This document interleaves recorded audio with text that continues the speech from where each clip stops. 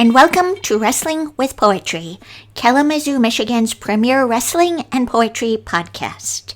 My name is Ish Klein, and this week we will hear from Poet John Sieracki of Western Massachusetts after I broach the topic of aerial moves in wrestling. But first, your questions. Dear Wrestling with Poetry, why do people talk about the poetry of boxing, a sport in which two people beat up on each other until one of them falls unconscious, but not the poetry of wrestling, in which two people think rigorously about aesthetics while watching out for one another's safety? The latter seems more beautiful and poetic to me. Sincerely, Beep from Altadena. Thank you, Beep. This is an important question. I decided to look into it by watching boxing footage and see for myself if I noticed any poetry, because like you, I am biased against the hardcore violence that is boxing. Well, the first thing that I watched was Muhammad Ali boxing Leon Spinks. Muhammad Ali was 36 years old, and I noticed that they hugged a lot. Hugging in boxing is called the clinch. I locate poetry in the clinch. A clinch is a strategic move. The boxers tangle each other's arms up in what looks like a hug, and they do this to catch their breath and to disrupt their opponent's rhythm. That might as well be poetic. Also, it looks very intimate. I mean, I don't think you can ignore the fact that it looks like they're getting something out of it. I don't think that's bad at all. And to notice it is to appreciate it. Anyway, maybe people talk about the poetry of boxing more than the poetry of wrestling because boxing is considered real, whereas wrestling is considered fake. But wrestling is a real performance, whereas boxing, to me, seems either like a fake performance, which I find depressing, or a real performance. You know, like when it's really intense, it feels like a real performance, which is unnerving and upsetting considering the violent content. It's not like wrestling isn't risky. Wrestling is very risky, but that's my boy. It's not like wrestling isn't risky, but the performers are cooperating with each other for the sake of the performance and for their own livelihoods and, frankly, to keep their lives going. I can name two wrestlers who were grade school teachers while wrestling on a pro level. That would be George the Animal Steele and Tito Santana. Whereas boxers seem to get destroyed or become addlepated. And what is there left for them after boxing? Can they go back to school and do all the hits to the head make that impossible? I mean, it would seem so. It's a pretty destructive. Like they're just. It's hard to watch because you feel this guy's destroying themselves. What you want to intervene? Okay, and also it is important to remember in addressing this question is that a pro wrestler... I already said that. So, anyway, it's all gray area. No, well, maybe not all, but I will extend this question to whoever wants to chime in. If you find boxing poetic, why don't you help us see it? And, a side note, my feeling is that boxing is capitalism and wrestling is socialism. Do you agree? wrestlingwithpoetry@gmail.com. Why don't you chime in? Okay, now let's talk about aerial techniques. Aerial techniques.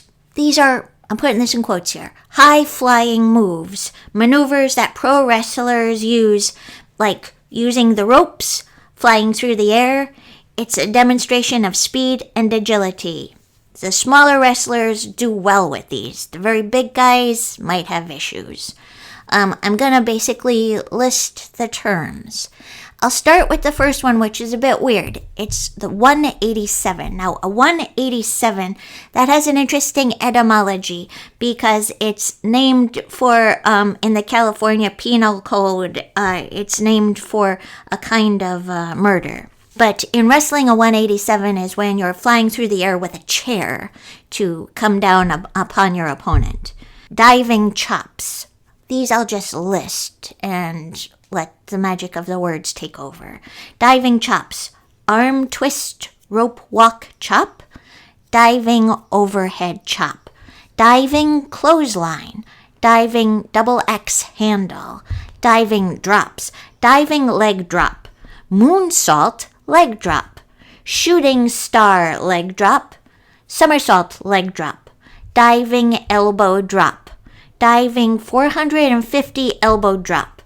diving back elbow drop, diving pointed elbow drop, shooting star elbow drop, diving fist drop, diving headbutt, diving knee drop, meteora, shooting star knee drop, diving senton, backwards facing diving senton, 630-degree senton, corkscrew 630-degree senton, diving seated senton, molly-go-round, moonsault senton, senton bomb, corkscrew senton bomb, high angle senton bomb, rolling senton bomb, shooting star senton, diving shoulder block, diving spear, diving splash, 450-degree splash, corkscrew 450-degree splash,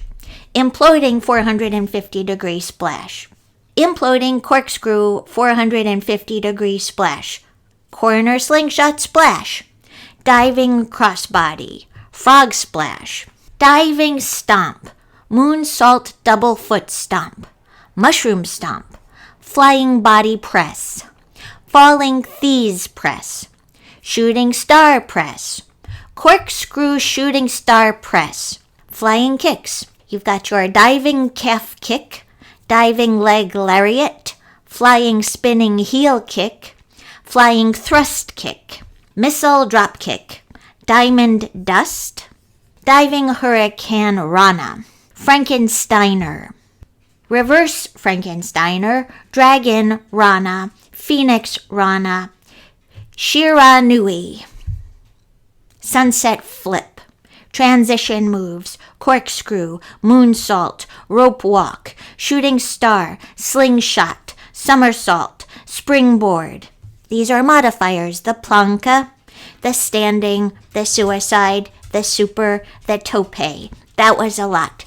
But if you have any questions or you want to make anything, or if you want me to make anything that I've said more clear, email with your request, wrestlingwithpoetry@gmail.com. Also, I'm keen to find new excellent poets to feature. If you know anyone I should contact, please drop a line.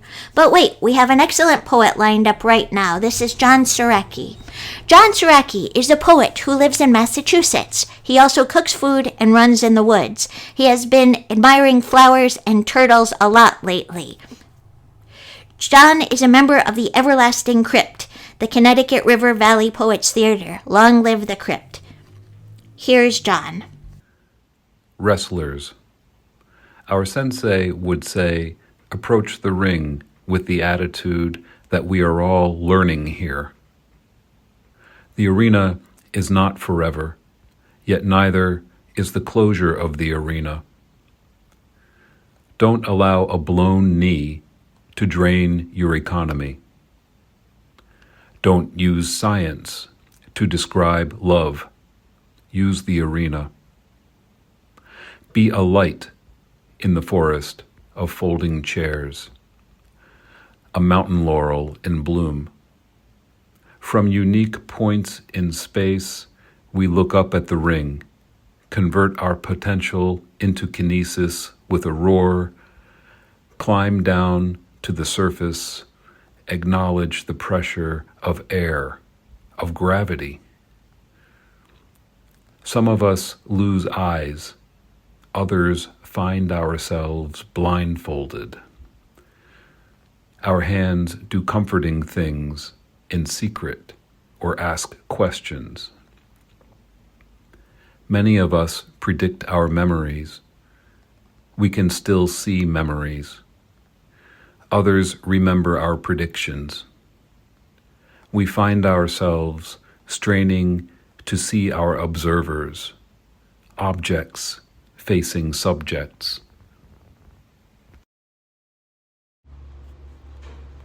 Six ways to remember the time I touched Master Lee. Number 1. When Master Lee moves among us, everyone makes slight defensive gestures. I ready my finger. As he passes, I poke. My finger crumbles to the floor. Number 2, I sit in the awkward chair. Class ends. Master Lee dispenses praise and criticism. I make my move. Considering all the moves made today, my move is bold. It reveals. It is weak. Number 3, noodles that stick together naturally underdo. I poke Master Lee in the abdomen. Noodles that separate do their own thing. Number 4, daydreaming about World War III, my eyes open to a red sun rising in the west. Master Lee nearing my allies and me. From my inner war room, the order flies. I launch my entire fleet across the Pacific, only to have my battleship unceremoniously sunk. Number 5, a cigar-shaped rock has been streaking across the firmament since the beginning of time, avoiding everybody. Though perhaps to it, we are the streakers. It exists only when sensed. Now is my chance. But at the instant of impact, of imperceptible duration, no before, no after, forces of the universe focus on Master Lee's stomach. He is not at all aware, and yet has always been completely aware. My finger bends. Number 6, I listen to an old song in my head, one of joy, or rather the release of joy. As it crescendos across my imagination, Master Lee turns to face my direction, and I see a glimmer in his eye. Surely the joy has sprouted in his mind. I remind myself that even Master Lee is capable of deep tenderness. Taking advantage of this rare circumstance, I quickly plan a practical joke that I'm sure he will appreciate in this shared state. As he passes, I poke his tummy with my finger. The music is replaced with a sharp pain. Expecting the continued lightness of air, I flew with too much force into his glass wall, the other side of which I will never feel. Thanks, John. That was fantastic. Now for the events. Independence Pro Wrestling Grand Slam. Now this is in the far future, Sunday, August 6th, and this is going to be at the Fowling Warehouse, 3901 Christopher Avenue in Hamtramck, Michigan. Looks like a major event. Additionally, Satellite Records will be having their usual open mic on Thursday, 5:30 p.m. to 6:30, and they are located at 808 Southwest Nedge Avenue in Kalamazoo, Michigan. So you can check that out. Thank you so much for listening to Wrestling with Poetry. I hope you all have a terrific week.